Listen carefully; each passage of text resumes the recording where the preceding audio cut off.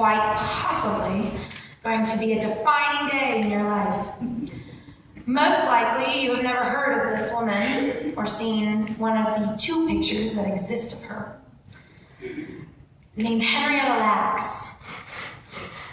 Until about 2 months ago, I had never heard of Henrietta Lacks. And I never expected to hear a story about one person that could completely alter my perception of so many things in our world. Someone who has had such a huge impact on our nation, our well-being as humans, and continues to have an impact every day. But in every class I've ever been in, I never heard her name mentioned once. Not once. And once I heard her story, that shocked me. It also shocked me that I'd never heard of her in Unitarian Universalist circles. Why had we never honored her or discussed her and the amazing impact she's had on all of us, even though we had no idea? I figured it was probably because, like me, we didn't know she existed. But why did it take my roommate complaining about a novel she had to read for her class at ASU for me to even find out Henrietta's story? How is it possible that me, the keeper of the most useless and random facts in the world, had no idea who she was? I read Wikipedia for fun. How is it possible that I had gone through my 22 long years of life and never known who she was or what she did? It astounded me. Her story presents such a dilemma, and it makes me feel uncomfortable. And it will probably make you feel uncomfortable too. But I think that her legacy deserves that feeling a little bit. So today is the day that we talk about Henrietta Lacks and her immoral immortality. Henrietta Lacks was born Loretta Pleasant in 1920, and no one is really quite sure how her name became Henrietta, but they say it did. Her mother died in childbirth, giving birth to her 10th child, and her father decided that, well, he couldn't handle 10 kids, and I'm not quite sure if I could handle 10 kids. So John sent his kids off to live with different relatives. Henrietta ended up with her grandfather, Tommy Lacks. Tommy Lacks was also taking care of Henrietta's cousin, David, and as Henrietta's daughter, Deborah, put it years and years later, there were only so many rooms, and once you get cousins sharing rooms, it eventually leads to marriage. And it did. They were married on April 10th, 1941, after they'd already had 2 children, the first when Henrietta was 14. At the end of 1941, the Lacks family was convinced to leave their tobacco farm home in Virginia and move to a steel mill. They were offering decent pay for African Americans at the time, so they moved to Maryland, into one of the largest and youngest African American communities in Baltimore County. Day and Henrietta had 5 children together. Lawrence, who was born in 1935, Elsie, born in 1939, David Sonny Jr. in 1947, Deborah in 1949, and Joseph, who was born in 1950, who later converted to Islam and changed his name legally now to Zachariah Bari Abdul Rahman. Elsie was described as her family as different, to say the least, and in their times it was called deaf and dumb. And she was sadly institutionalized in 1950. That was custom at the time. Elsie lived the rest of her life at what was then called the Hospital for the Negro Insane, before dying in 1955. They say that putting her daughter into the institution tore Henrietta apart. 4.5 months after giving birth to Joseph, Henrietta was bleeding profusely and having severe pain. Her friends remembered her telling them that she had, quote, a knot in her womb, and she knew there was something wrong. After her doctor first tested her for syphilis and it came back negative, Henrietta was referred to Johns Hopkins. Rebecca Skloot, the author of The Immortal Life of Henrietta Lacks, wrote, quote, Hopkins was one of the top hospitals in the country. It was built in 1889 as a charity hospital for the sick and poor, and it covered more than a dozen acres, where a cemetery and an insane asylum once sat in East Baltimore. The public wards at Hopkins were filled with patients, most of them black and unable to pay their medical bills. David drove Henrietta nearly 20 miles to get there, not because they preferred it, but because it was the only major hospital for miles that would treat black patients. This was the era of Jim Crow. When black people showed up at a white-only hospital, the staff was likely to send them away, even if it meant dying in the parking lot. Even Hopkins, which did treat black patients, segregated them into what they called colored wards and had color-only drinking fountains, end quote. On January 29, 1951, David Lacks dropped Henrietta off at Johns Hopkins to see the doctor. It's apparently said that if you kiss the foot of the Jesus statue inside the building, it's supposed to give you good luck. Henrietta's family always did this, and they had never had any severe issues in the past. This one time, though, Henrietta was running late, and she didn't want to miss her appointment, so she didn't. Some of her family members still believe to this day that that played a role in what happened to her. When she was finally called in to be examined by Howard Jones, the OBGYN on call, he decided to take a look. When he did, he found a lump exactly where Henrietta said it would be. He later wrote that it was shiny and purple like grape jello, and so delicate that it bled at the slightest touch, something he'd never seen before. And 3 months ago, when she had come in for a checkup, there had been no sign of a tumor, as noted in her file, and Dr. Jones was shocked, because that meant her tumor had to have grown at a terrifyingly fast rate. They proceeded to perform a biopsy. On February 5th, Henrietta got her diagnosis. She had epidermoid carcinoma of the cervix level 1, which meant really nothing to her or her family, which didn't know what most of those words meant. She told her family that the doctors were going to fix her up and she'd be just fine. She proceeded to begin radium treatment, which was the staple treatment for invasive cancers at the time. But before this treatment, though, they told her they needed a sample of her tissues to make sure the treatment would be successful. But they took another sample, 2 samples. And without her knowledge or permission, one of those samples was given to Dr. George Guy. George Guy was the head of tissue culture research at Hopkins. From Skloot's book, quote, Guy and his wife Margaret had spent the last 3 decades working to grow malignant cells outside the body, hoping to use them to find cancer's cause and cure. But most cells died quickly, and the few that survived hardly grew at all. The Guys were determined to grow the first immortal human cells, a continuously dividing line of cells, all from one sample. Cells that would consistently replenish themselves and never die. 8 years earlier, in 1943, a group of researchers had proven that this was possible, but with mouse cells. The Guys wanted the human equivalent.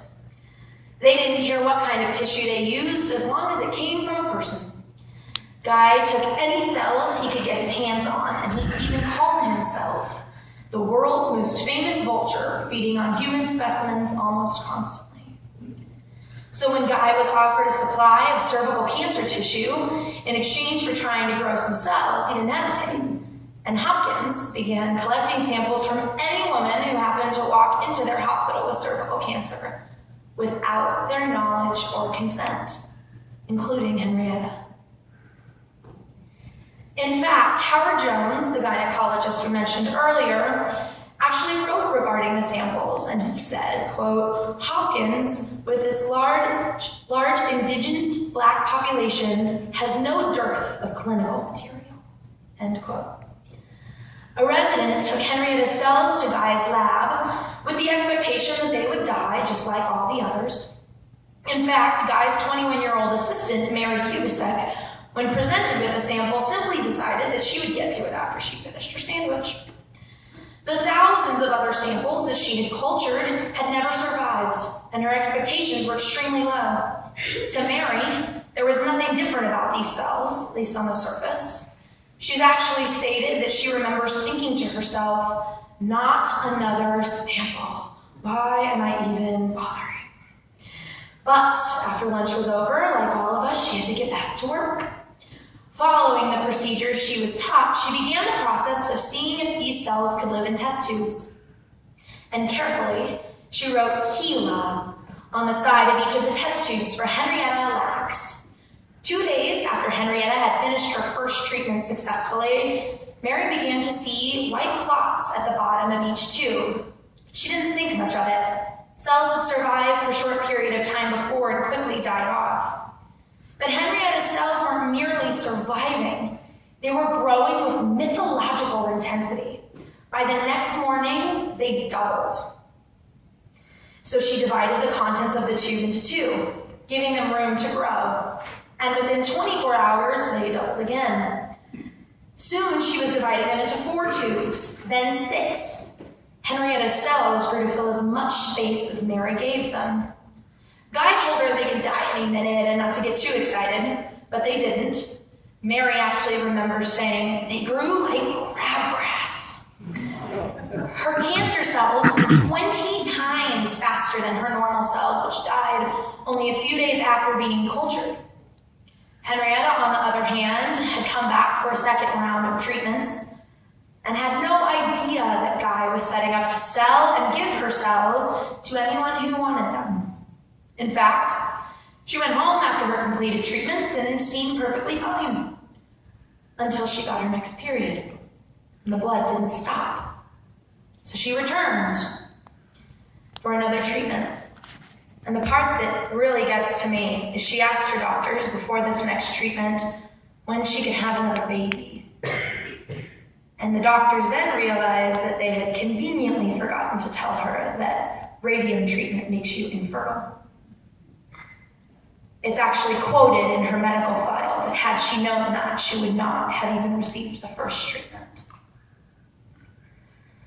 But as Henrietta got worse and eventually asked herself to be checked into the hospital, her cells continued to proliferate in the lab. Guy began to give these cells to people and companies who wanted to use them for medical research. In fact, Guy often referred to her cells as his precious babies. The reason Henrietta's cells were so precious was because they allowed scientists to perform experiments that would have been impossible with a living human.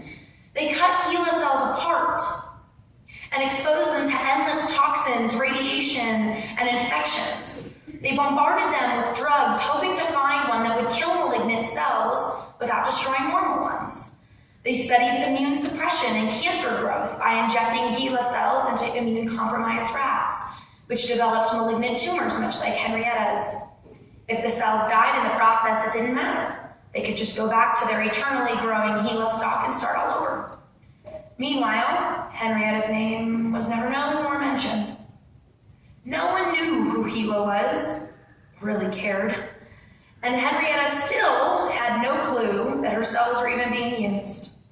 She was getting sicker and sicker too, the cancer moving throughout her body, and yet still the doctors were taking more and more samples from her cervix to send to George Guy without her knowledge or consent. Except these samples were not usable because her body was so full of toxins, with her kidneys unable to filter her blood, that the cells died almost immediately. Her family had no idea that she was so close to death. They thought the doctors were still trying to cure her. New tumors began to appear daily and all over her body, one on her uterus, one on each kidney, and on her urethra, before ending up on her lymph nodes, hip bones, and labia. Her doctors even documented that she was miserable, and no pain treatment they had was even working, including injecting alcohol into her spine. Henrietta died at 12:15 a.m. on October 4th of the same year she was diagnosed, at 31 years old. There was no obituary for Henrietta. No one in the family could afford one, But once George Guy found out that she had died, he wanted to find a way to convince the family for an autopsy. Interestingly enough, it wasn't required at the time to get consent on a living person. But once they were dead, you had to get permission for an autopsy, and then you could use whatever you wanted. So all they had to get was the permission for the autopsy. And the way Daylax, Henrietta's husband, remembers it, they called him, asked him for an autopsy, and he said no. When they went to the hospital, he says they laid it on thick and told him, if you let us do this autopsy, it'll save your children from dying like your wife. So he said, well, in that case, I guess it won't hurt. Mary, Dr. Guy's lab assistant, who we talked about earlier, was sent in to collect the rest of the samples. As they collected sample after sample, Mary later recounted that she tried to stare at Henrietta's arms and legs and not look into her eyes. But her eyes fell on Henrietta's toes, and she gasped. Her toenails were covered in bright red chipped nail polish. When I saw those toenails, Mary told the author Rebecca Skloot years later, I nearly fainted. I thought, oh geez, she's a real person. I started imagining her sitting in the bathroom painting her toenails, and it hit me for the first time that those cells we've been working with all this time and sending all over the world, they came from a live woman. I'd never thought of it that way, end quote. A few days later, Henrietta was brought back to Clover in a wood coffin by her husband and buried in an unmarked grave. Again, they didn't have the money, but her family was there. Her family says they barely remember the memorial service. They were pretty sure there were some words spoken and probably some songs sung, but they all remember what happened after the coffin went in the ground and they started to throw dirt on it.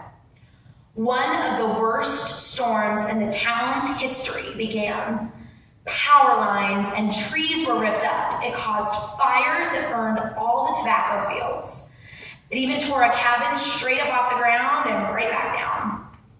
Years later, when Henrietta's cousin Peter looked back on that day, he just laughed. He said, Henny was never what you would call a beaten around the bush woman. We should have known she was trying to tell us something with that storm. HeLa cells went on to become highly manufactured cells and are the reason we have a cure for polio. They've also now been used in the creation of most medications we take to test human sensitivity. And without HeLa cells, we wouldn't have chemotherapy or in vitro fertilization. HeLa cells went up in the atomic bomb. A scientist accidentally poured a chemical on a HeLa cell that spread out its tangled chromosomes. And later, scientists used this technique to determine that humans have 46 chromosomes, 23 pairs, and not 48 like they thought, which provided the basis for making several types of genetic diagnoses. It was also discovered that Lax's cancerous cells had an enzyme called telomerase, which repaired the DNA, so cancer cells like it wouldn't die. Anti-cancer drugs that work against this enzyme are currently in clinical trials. HeLa has been used to study salmonella, HIV, TB, and is one of the main reasons we have a link between HPV and cancer. HeLa cells went to space before humans did. And scientists have grown over 20 tons of her cells. And it is now estimated that there are more HeLa cells alive right now than ever lived in her body during her entire life. There are almost 11,000 patents on her cells. HeLa is indeed an amazing medical discovery, and most of us, if not all of us here today, have benefited from Henrietta's cells in some way, and so have the drug companies. People wishing to use HeLa cells buy them at up to $250 a vial. Yet, Henrietta's family had no idea these cells and this part of their mother existed until the late 1970s. When Johns Hopkins called Day and his children with Henrietta to ask them to give samples. They were told that they were being tested to see if they had cancer, but really they were being tested to see if their cells were similar to their mom's. How did they find out? Well, the research assistants weren't told that the family didn't know, so they let it slip. Why did this baffle them, though? Because they knew that neither them nor their mother had ever signed permission for anyone to use her cells, and they'd never seen a dime from all of these people who supposedly were using their mom's cells. It was evident to them, and still extremely evident today, that Henrietta's race played a large factor in this. In fact, some people at the time said that because she was receiving free services from Hopkins, which was mostly contingent on the fact that she was African American, they had a right to do what they wanted with her cells without her permission. But to this day, Henrietta's children, grandchildren, and husband can still not afford health insurance. They cannot afford to benefit from almost everything their mom's cells have made. When I learned about Henrietta and her story, I couldn't help but realize I have a polio vaccine. I've benefited from Henrietta's cells, and in fact, because of that, some of her cells are inside of me. Pieces of Henrietta Lacks live inside of me, inside of pretty much all of us. And I realized then that I wanted to bring Henrietta's story to the awareness of Unitarian Universalists, and I wondered why we weren't already talking about her. Deborah, Henrietta's daughter, says that she thinks part of the reason Henrietta's story is so powerful to us is because of that piece of Henrietta inside of us is kind of bugging us to get her story out and make sure people know who she is. I think Henrietta's story provides us with an interesting dilemma for us as Unitarian Universalists. We have two principles that we tend to value extremely highly. First, the inherent worth and dignity of every person, as well as the free and responsible search for truth and meaning, which I've always kind of seen as our scientific principle. Kind of gives us permission to believe in science and that whole thing. Our faith, to me, tends to value science very highly. Scientific progress, as well as scientific fact or theories. And that's not something I'm criticizing. In fact, it's one of the things I love most about this faith. I can come here and have discussions about evolution and then come sit down 20 minutes later and pray. I can discuss new scientific findings with other people and marvel at how amazing science is and how far things have come. But I can also sit in community with others and learn about their lives and be connected spiritually. I get both sides of the coin, or as I've always wanted to do, I get to have my cake and eat it too. But the story of Henrietta places an interesting conundrum for us. How do we deal with this? Typically, when we look at unethical standards, our first reaction is to boycott. We talk about Walmart or Monsanto and all of these things. And we try to talk about not supporting companies that don't have fair wages or practice ethical standards. We try to educate people on why they should or shouldn't shop certain places and get the word out. But that's almost impossible in this case. Unless you do extensive research and are really well-versed in scientific lingo, you're going to have no idea whether or not Henrietta's cells have been used to test medication you're on. And her family actually doesn't want you to boycott. In fact, on their new official Lax family website, they say Henrietta Lacks is the gift that keeps on giving. But that doesn't get rid of the ethical dilemma. And I have spent so much time trying to figure out how to make this right. I've benefited from Henrietta, and most likely will continue to do so. So what in the world could I do to make this sit right with my soul? I had no idea, but I decided to ask Reverend Andy for a sermon anyway. And because I was shocked the more UUs were talking about this woman, we weren't writing sermons or blog posts. We weren't talking about her. We didn't know who she was. I felt like I just had to tell her story. In fact, Andy asked me, "So what angle are you coming at this with?" And I kind of stared at him and I said, "Ethics?" It was probably that piece of Henrietta and me kind of like, just say what he wants you to say. And I realized that maybe it was the fact that I like to think I have a way with words. I have a way of making people listen to me, and whether that's because people want to and I'm commanding, or whether it's because, quite honestly, my voice is so dang loud. People tend to pay attention when I talk. Maybe that was the way I could do Henrietta justice, by telling her story. Her story moved me. This woman, who had made such a huge impact on all of us, and had never received recognition, and had no idea that she was going to make this impact on us.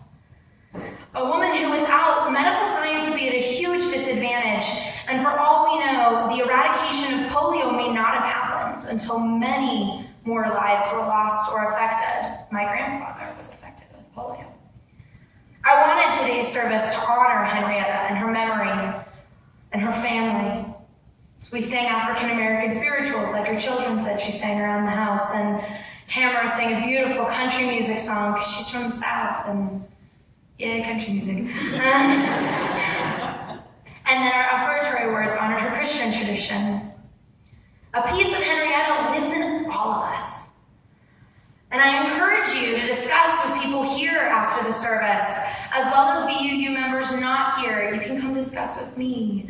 To talk to your friends and your family, talk to everyone you know, and spread the good news of Henrietta Lacks.